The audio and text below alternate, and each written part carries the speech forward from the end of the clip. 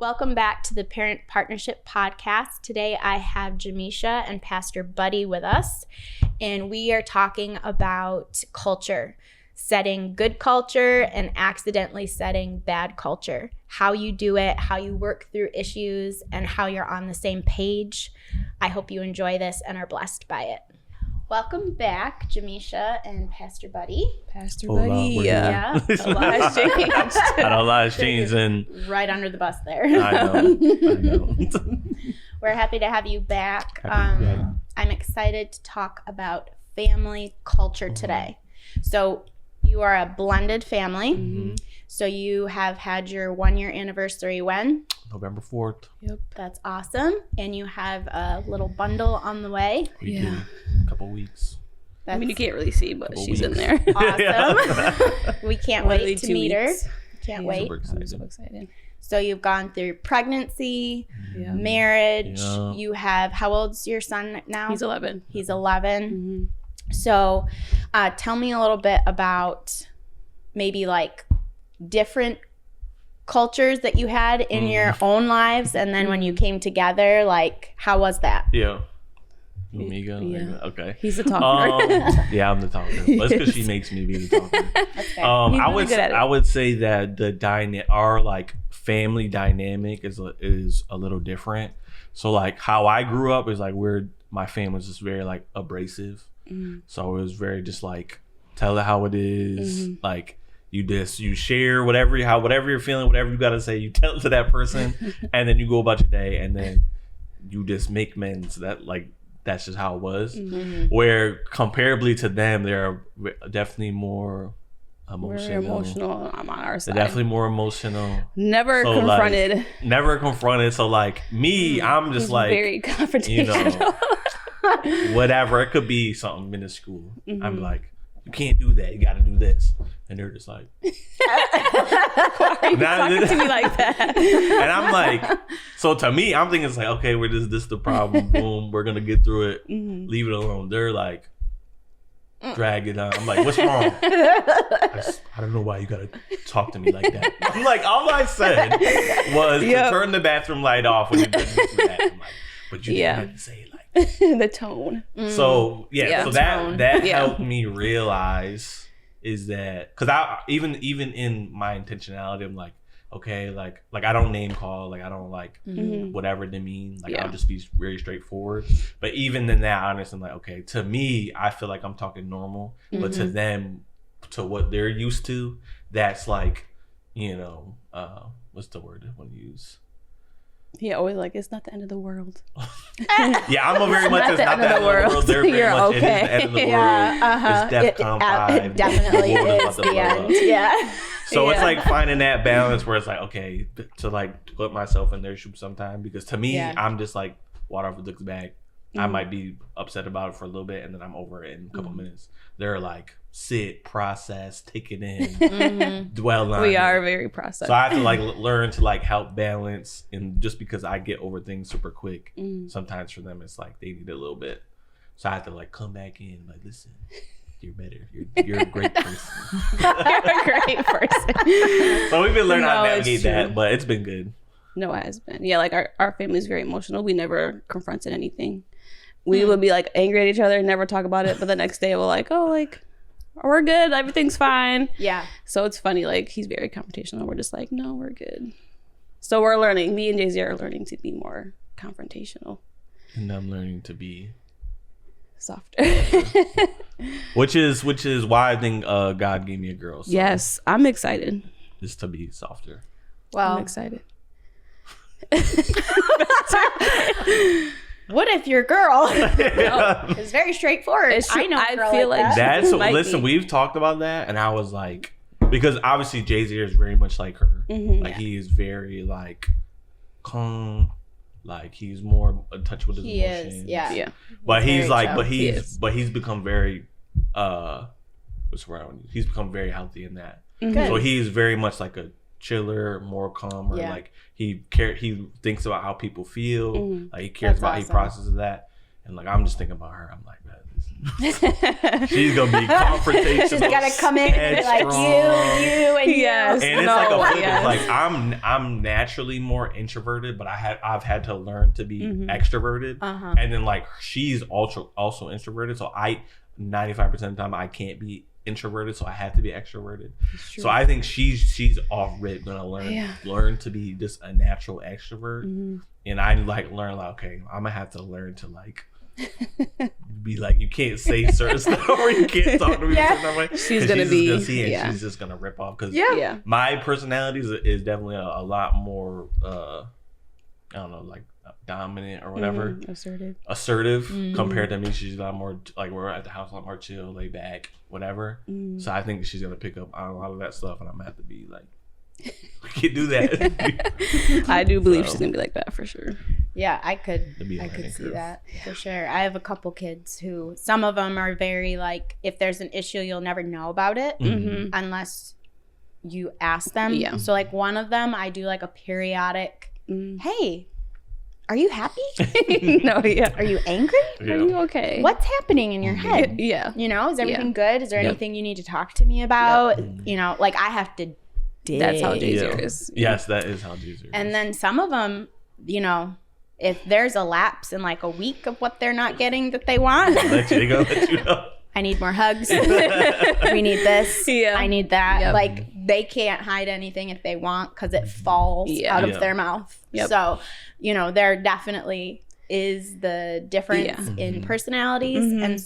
And that does come from how we're raised. I truly believe, you know, and when you blend a family, especially if you've already, your son was set in that from the culture you set.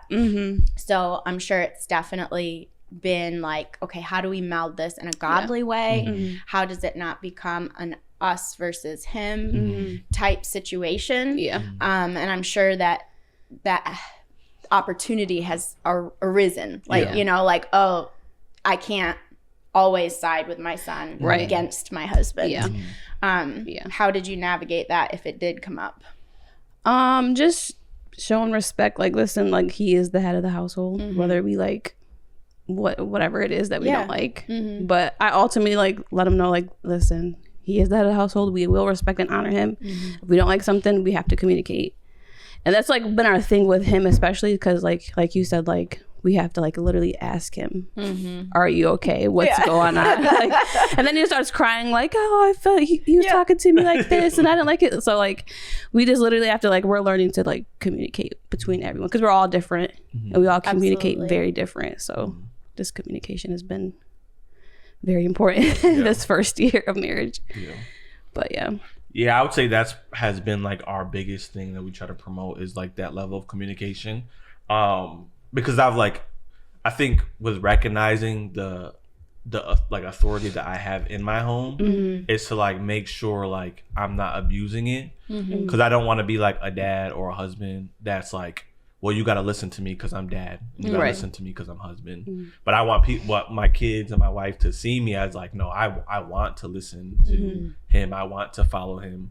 So we want to make it big on like communication, because not every time, obviously, like it's impossible to believe like when you have a family, when you get married, that your significant other, your kids are always going to agree with every single decision that you make. Right. It's not possible. Right. Like there's many decisions I make Misha don't agree with. There's many decisions I make Jazer do not agree with. You don't like. Yeah. But my goal is to like let them know like, hey, like I just need you to trust me in making these whatever decisions that I'm making them out of the best interest for our family. That I'm not making them out of selfish ambition or just to get mine or to, you know, just to flex my authority. But I'm believing, okay, this is what I think is the best course of action to take. This is what I think God wants us to do.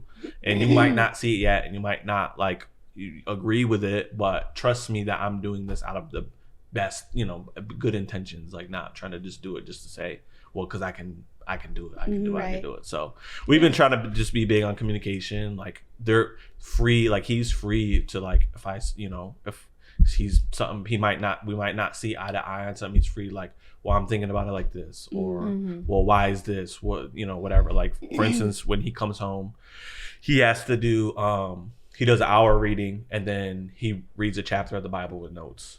Before he watches TV, before he does a little summary before he watches TV, for whatever. And we're like navigating it. He has problems, issues with it here and there and stuff like that.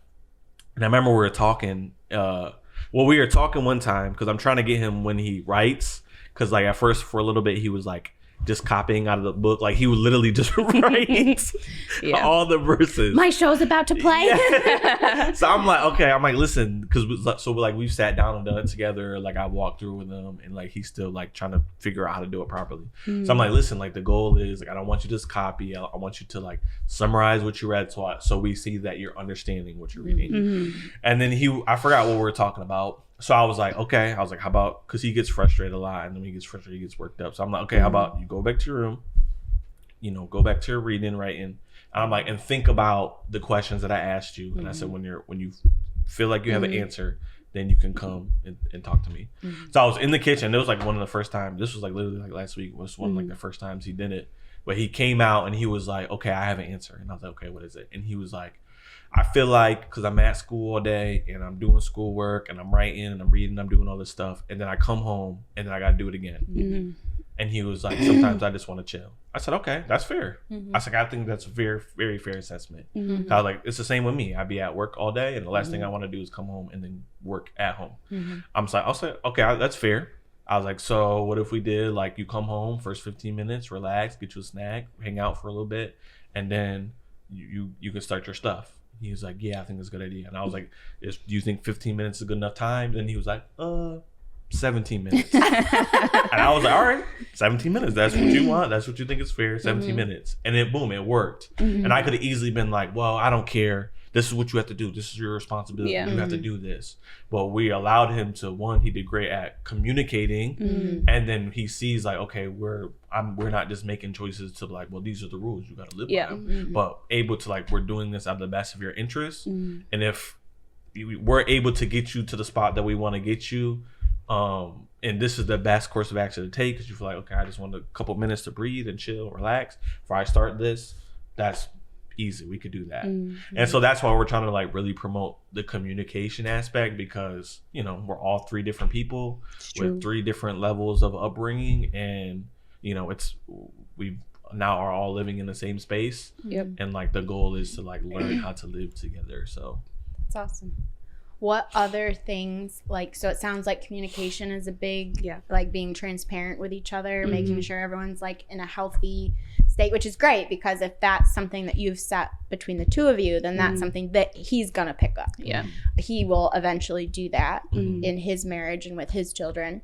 So what other things like are you very intentional with to set the culture like of your new home now, like the new family that you've created? What are some things aside from communication that you feel is very important? I would say like our family dinners are very important because like even growing up we never did like family dinners. Everyone just did their own thing. No one really hung out. So I think for me I feel like family dinners are like really important for us. Yeah, I would say family dinners. We always sit down at the dinner table, eat together. And majority of the time, but if it's like, it's supposed a long night, we're at church, we'll grab something. Like Thursdays, right? We have youth group. We normally eat pizza there. So like if we're still hungry when we get fend for yourself night, whatever's there, pop in the microwave, air fryer, eat. Then get ready for bed. But for majority, 95% of the time, we sit down at the table, we eat, talk about our days, whatever. And we'll mix it up from time to time. Like we like to watch the game together. So like maybe we'll eat and we'll sit on the couch and watch the game. Or if it's like we have family night. So every Saturday is family night and we do stuff together. So we're all homebodies. So we'll do like a movie night. We are. Like every time I ask Jesus, what do you want to do? Eat ice cream, watch a movie. You got to be twice. Very inexpensive. I'll do that easily. Lord. Mine are like, let's go to the trampoline park. Oh my gosh. Let's go out to dinner, all 8 of us. Like, I couldn't even imagine. Cool. So I'm very thankful. I'm like, homebodies, they just want to be out behind with me. Yeah. So like we do that because we want to show that we value like spending time together. Yes. We're all big quality time people. Yeah, big quality time people. I don't know. I mean, even our date nights, like he knows every Friday's date night. So like that's the day I take his mom out and we go on a date. And like, so I think that is help building culture, because we see it's not just family dynamic, but he sees that and even within our marriage, and then that is molding him, because when he grows up, he's like, yeah, my mom and my dad, they went out to on a date every Friday, and then like that's something he's gonna do. He's gonna carry, because that'll be normal to him. Yeah. I don't know. We try our best to not argue or not talk about certain things in front of him.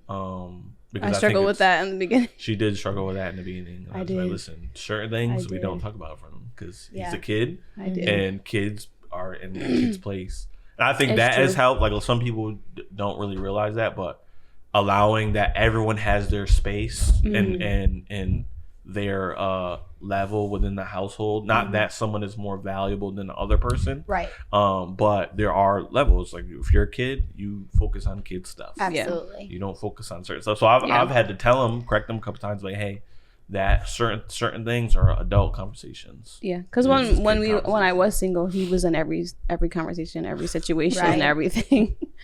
So coming in, he was like, we can't do that. And I'm like, oh, okay. No, just that's adult combos. Yeah. So yeah, we try to just promote consistency, like valuing family, spending time together, communication, spending time with just us, spending time with him. So like he's starting basketball, so I've took him out to like, let's go to the basketball court and practice a little bit, or he has like a little hoop in his room and we'll play like a couple games or whatever. Like we'll just try to even within like give more time to each other. A couple things. That's try to do spiritual practices in front of them. So like either reading their Bible or praying, watching sermons, just to make it like this is normal. The value of church, I think sometimes families don't realize, like attending and being a faithful attender, that does set culture. Absolutely. Because if your kids see, well, church was an option in my family, so it probably won't even be an option when they get older. I agree. So we see like, no, we go to church, we attend, we show up, and not out of religious obligation, but because we love being a part of community, and we love being at our church, or we love serving at our church, and this is a normal thing that you should do, and you should have your family do. And he sees it and he enjoys it. He loves it. He's excited every Thursday. Yeah, today's Thursday. Good. He always wants to be at church. So he does. Yeah, I'd say those are probably a couple things. So it sounds like communication's a big one. Family time. Sounds like education, as far as like biblically, is excellent, and creating family moments around church, which is huge. I think those are all like super vital and important things, because a lot of things flow from communication, and everything flows from our relationship with Jesus and how we practice our relationship with Jesus. So I think that's like gold right there. I think if everyone implemented that, there'd be a lot less family problems in every aspect. Single mom, blended family, traditional family, all, foster family, everything. So now, so everyone doesn't think you're perfect. Right. What cultures, because we all do this. Like the Bible is definitely a mirror and will show us what's wrong, but also our children. I know a lot of times when I'll be like, where is this coming from? Why are they acting like this? This is just out of the blue. And then the Lord's like, no, it's you. Yeah, like, oh wow, I didn't even realize I was doing this, or it was a communication I was having with someone else, or like a habit, and it's like, oh, okay. And you can't look them in the eye and be like, don't do this anymore. When you literally know they got it from you. So then it comes, okay, now I have to fix this issue in order to change the culture, which I have found to be difficult, because it doesn't happen immediately. So they're still doing your annoying habit. And then you have to change it So then it finally trickles down to them. And it's like a daily reminder of like, oh my gosh. No, it's very... That's what it looks like. That's crazy. So tell me, is there anything that like you've accidentally set that you're like, oh man, I got to course correct this? Yeah. I don't know. I'll start. I would say for me is... I would say probably for me, what I've had to course correct is definitely how I talk to her sometimes. Or if I critique, like, hey, you got to be better at this, or you got to do this right, or do this in front of him, because then he'll see me do it, and then he'll think I can do that. Yeah. So like we'll be sitting at the table, and it'll just be like trying to critique us or trying to critique us. So I'm like, okay. He's doing that because he sees me do that. No, yes. Now I have to realize like, okay, I can't just like, you know, if I see something that needs to be changed, needs to be different, like I can't just off, because I'll just off rip. Like if I see something, I just say it. Like if something's on the ground or something needs to be picked up, whatever, I'm like, gotta pick it up. Like, just can't do that. And then regardless, I'm like, okay, I have to pay more attention to that. Yeah. And not have it always be just like, okay, you gotta do this way, you gotta do that this way, this gotta do this. Like sometimes it's okay, just save it, and then at the end of our day, like we try our best at the end of our day, just like talk and have our time together. So like at the end of the day, if there might have been something that I'm like, okay, we gotta do this a little bit differently, like wait on it and talk about it like at the end of the day. So that's been better. Like so we're not when we're at the table, he's not really doing that no more. I do remember that. I would say probably not a thing that I've seen, and maybe because I'm correcting it now and catching it early, is definitely doing things in love more. Not that necessarily like I don't have love, but like I think sometimes how I go about ways, it could definitely be seen as like not doing them in love. I think it's in Colossians 3, I think it's like 14, where it says to put on love. And in that way, you'll be able to be in perfect harmony. And I think like realizing that, okay, I can more things I can do in love. Like I said, like how I talk, like I have a natural tone, and sometimes the tone doesn't sound as lovely. And I'm saying the right words, but the tone that is being used is like, okay, it's gonna come off a different way, and I can be saying the most perfect way, putting it in the most perfect way, but the tone is just what's throwing it off.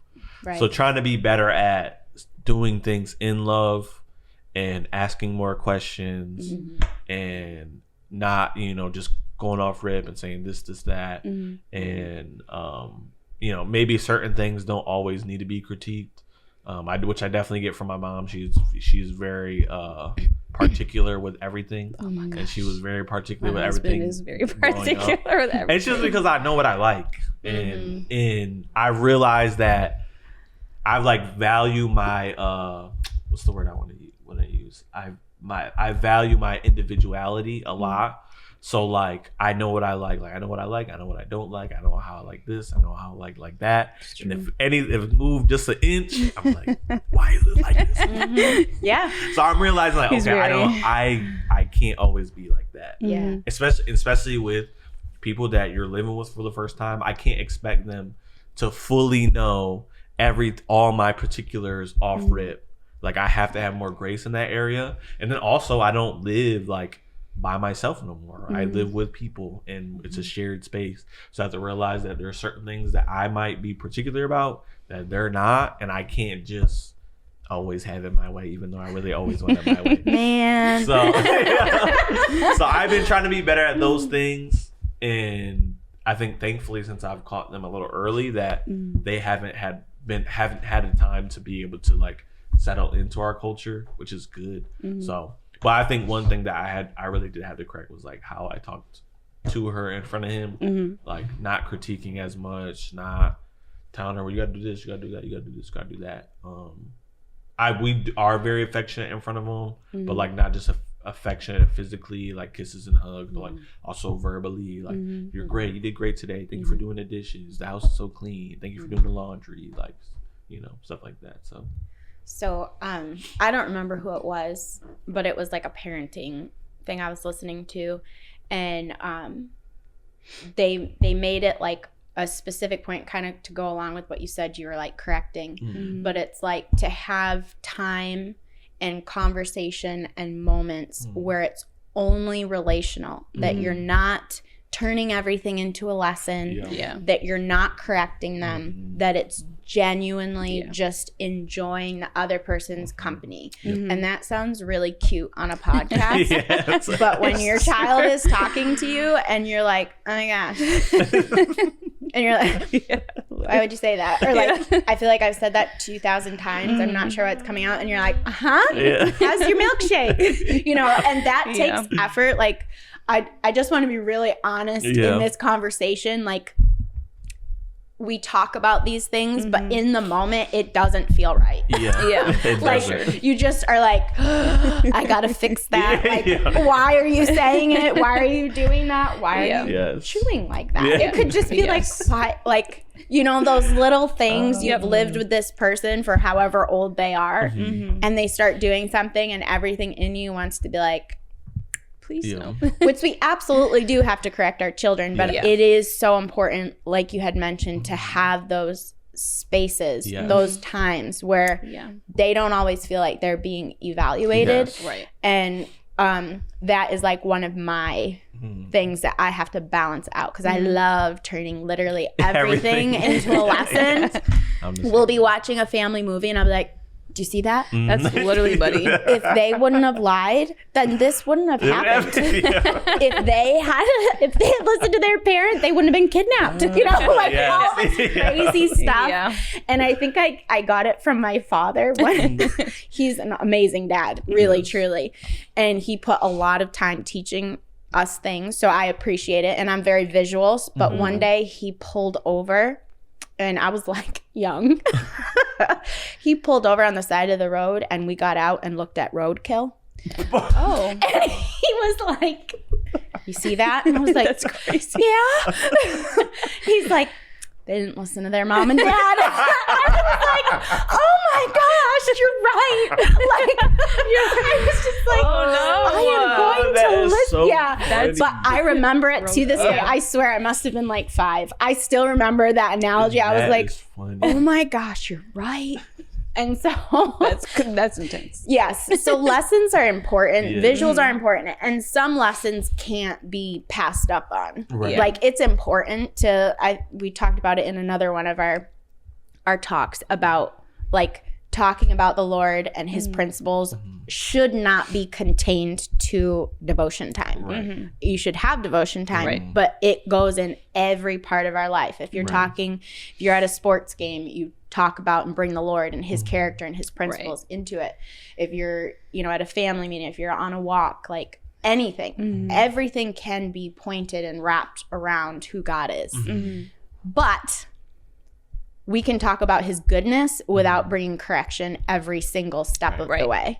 And so I think that's something that Christian parents can get really caught up in. It's true. Everything's a lesson. Everything's a correction. Everything's fine-tuning. Everything's like this, right? And because we believe in growth. That's, if you believe in the word, if you believe in Jesus, that's our core belief, really, is we believe in growing and in Jesus and getting to know him more, which means we become more like him. And so I think those moments, that really stuck out to me when, I don't even remember who it was, but he said it. And I was like, yeah, that is so vital to make sure that we have those moments. And that's one of the things that I've also had to work on, is like, okay, not everything can be a correction. Not everything can be a lesson. Like, I just need to hear about Roblox right now. You know, and act like I'm interested. Like, I have mostly boys. I have 5 boys. So it's like the things that they talk about, like, in some things, you know, Mom, I was on top of the shed and I jumped off and I landed it. And I want to be like, you're on the shed roof? What? Oh my God. Like, yeah. So it's like things like that my boys are like wild. So it's like, you know, I go between, wow, that's awesome. You're so strong and fast and cool. And like, please don't do that ever again. Like, why would you do that? I don't want to go to the ER. So yeah, the balance is key. But I did want to bring scripture into it. And I think that this really, if you're just becoming a blended family, this will help really set culture. Everything that we do should be encompassed in this. It's Galatians 5:22. But the Holy Spirit produces this kind of fruit in our lives: love, joy, peace, patience, kindness, goodness, faithfulness, gentleness, and self-control. There is no law against these things. Those who belong to Christ Jesus have nailed the passions and desires of their sinful nature to his cross and crucified them there. Since we are living by the Spirit, let us follow the Spirit's leading in every part of our lives. So like that really hit me.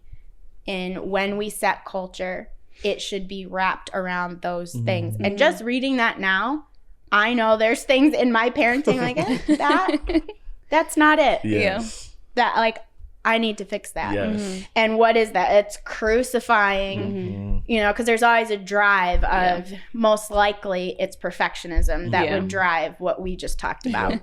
Because a lot of parents will like, well, that's my kid and that kid displays who I am. Very true. But they're their own person. Yes. You know, they have their own things that we have to train and develop and grow. And so putting aside those, that's a fleshly desire, perfectionism. Well, you know, crucifying that and then putting on, you know, gentleness and kindness and patience. Self-control isn't only with sinful things, but also with our own ambition. Our own ambition, our own desires, our own agenda on things that just don't matter. I do think how you chew matters. Just for the record.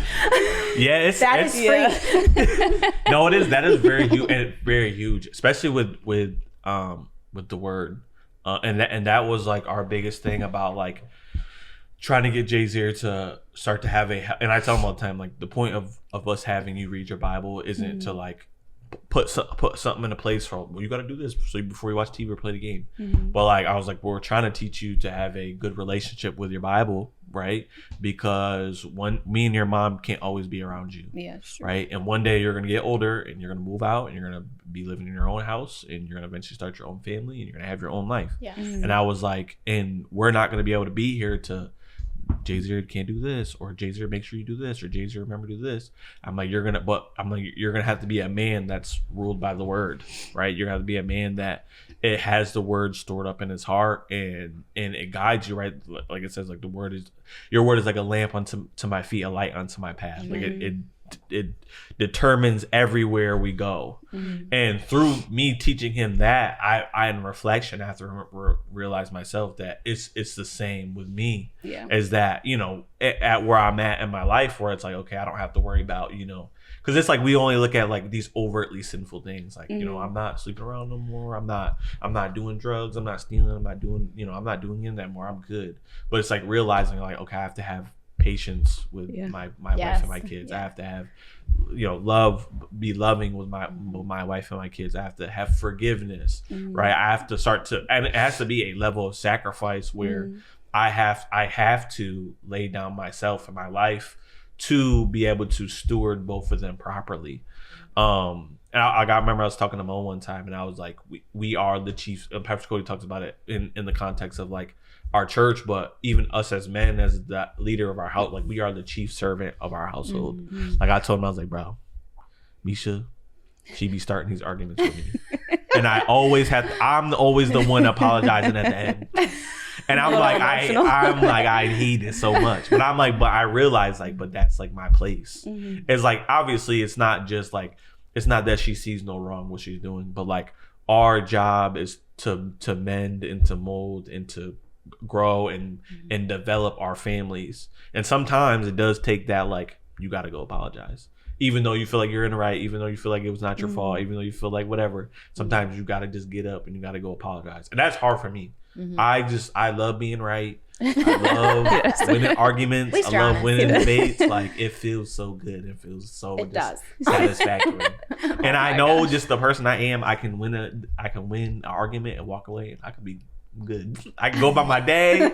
I can relax. But I realize like, okay, like that, when I do that, I've become selfish, and I feed into my own selfish fleshly desires, and I forsake my family for just to feel good. Yeah. And which is completely opposite to what Jesus would do. Right. And it's like, even though regardless if I feel like I'm in the right, I'm still going to lay down my life for the betterment of my entire family. So it's like, I think that's a big thing, as to be and it's through the word that helps me realize that.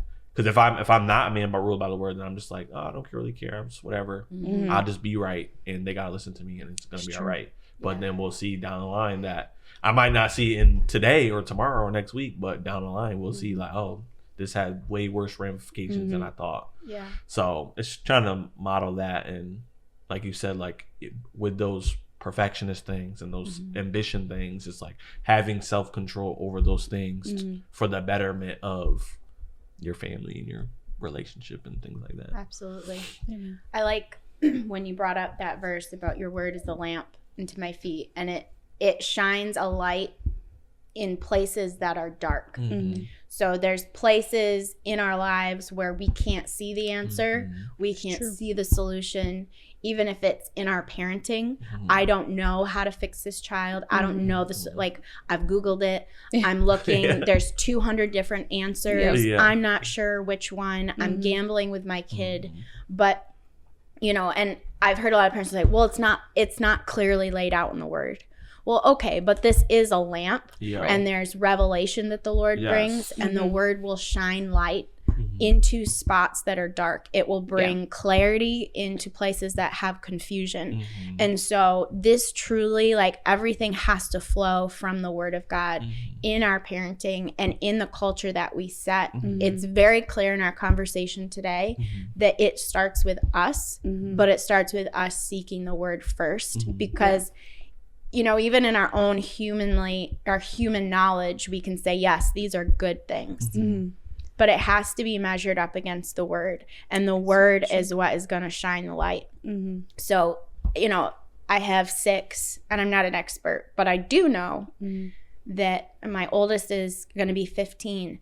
Every child is different. And it's like, okay, I think I got these 2 down. Well, here comes the 3rd. Here comes, and they're all different personalities. They all respond to things differently. And there are some dogmatic rules that the Bible lays out, but his word truly will bring revelation. There's nothing that it won't touch. There's nothing that it won't clear up. And so I just want to encourage families, like, if you're struggling, dive into the word, like allow the Holy Spirit to just bring light on the situation. Make sure that, first of all, you're willing to look at yourself, because we do set the culture. It doesn't matter what we say. Now, some of that might be, and this might be a different topic to touch on, because this is like opening a whole can, but what we allow in our house and what we don't, that will set culture. So if you're not the loudest voice, what you allow is the loudest voice. It's very true. So I think that's probably a different conversation, but you want to be the loudest voice in your family, and especially with a blended family, when you're really establishing culture.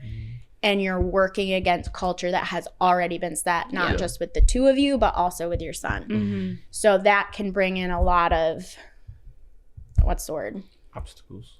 Obstacles. So really, just first of all, you 2 being in agreement.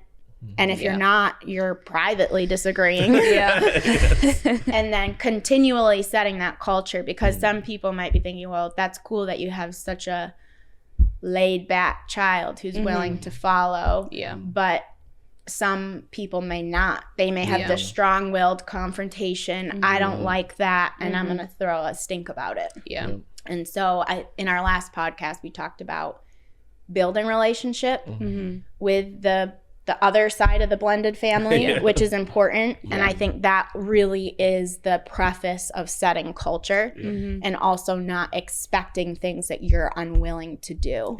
That's huge.